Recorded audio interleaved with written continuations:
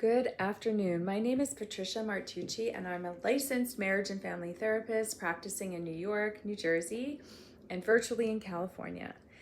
And I want to talk a little bit today about a topic that has been top of mind for many people for a while now, which is families and politics. And, we live in a climate right now politically where it feels like there's a lot of divisiveness. And how I see this show up in my clients, in myself, and in families is, in order for you to be right, I have to be wrong. Or in order for me to be right, you have to be wrong. So we have to argue this point, you know? And there's a therapy called DBT. And in DBT, we say, we can have two things that are true at the same time. We can have many things that are true at the same time. We can have many opposite things that are true at the same time. And it doesn't have to be black or white or this or that or us or them. There's a developmental stage in our life in childhood where black and white thinking is actually necessary in many ways for survival. And our life or our brain, progresses if we're lucky, if we, don't get stuck or we don't, get pulled back and really stuck in any particular phase of our development or stage of our development, we will keep developing beyond this where we can see all the different shades of gray, and we can be beyond the place where there's a me and a you, like an us and a them, and that we're all part of the same bigger power in the world, right? And we're in this moment in time where it's really divisive. So I have a couple of different tools I wanted to give people who are struggling with this right now. And one thing is, the first thing is to have boundaries. If this is something that upsets you to talk about, I would say step away.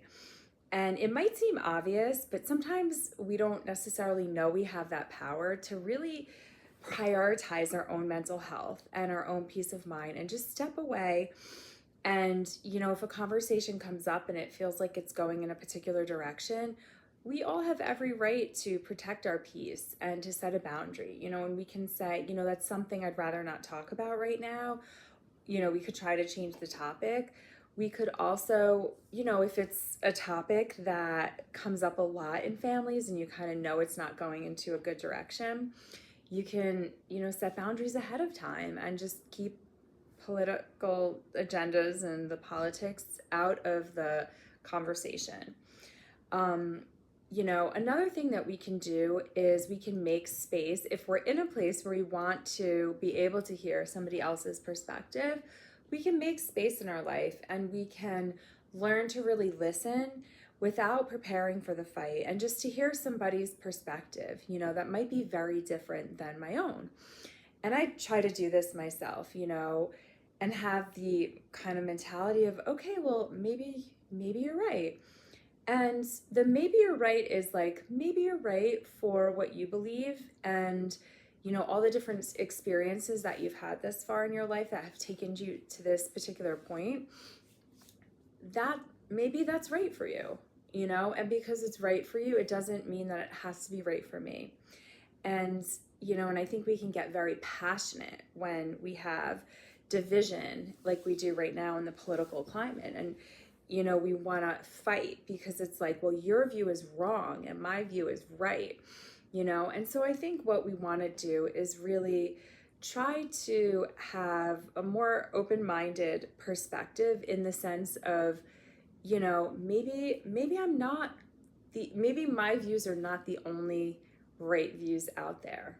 Maybe there are views out there that are also okay to have. And maybe the people that have views that are different than mine, maybe that's as far as they've gotten in their journey and, and they're on their own path. And who am I to say, my views are better than yours, mine are more right than you.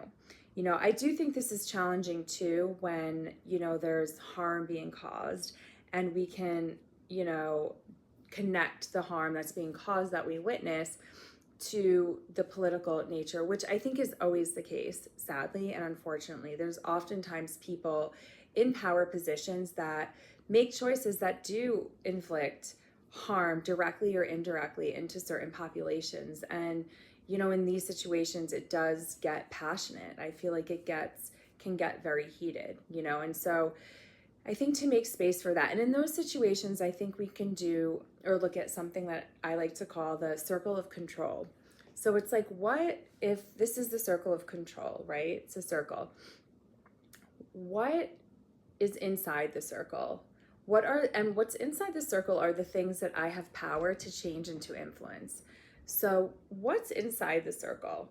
I would say, my behavior, my actions, my advocacy, how I choose to show up in my life, that I can respond rather than react, that, I can make choices that align with my own views, and I can stand up, I can protest, I can vote. There's many things that I can do.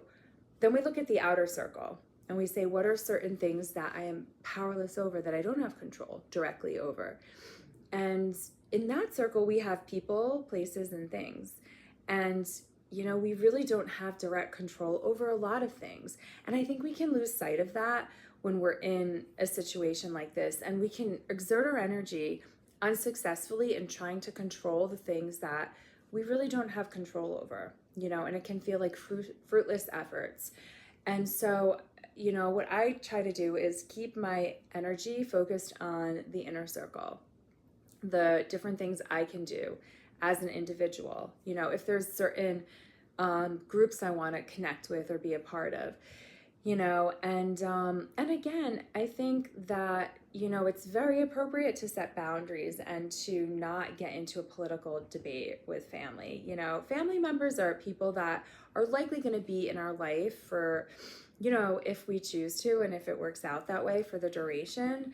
So we definitely want to do the best that we can to nurture those relationships. And if something's coming up that's not feeling like it can nurture the relationship, and it feels like it's causing harm or bringing harm into the relationship, remind yourself that we have choices and we can choose, how we want to respond and, what's best for us. And sometimes taking a break from family can be the best decision.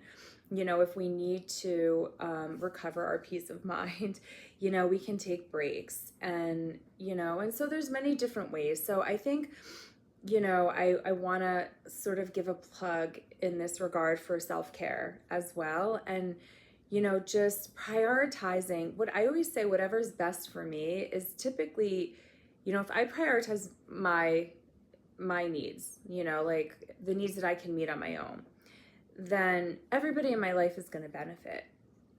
So if I can apply that to these situations, then I think, we can definitely, or I can definitely bring a bit more harmony to where any situation that I'm going into, rather than discord, So that's my 2 cents briefly on families and politics. And if you have any comments or questions, I'd love to hear. Thank you.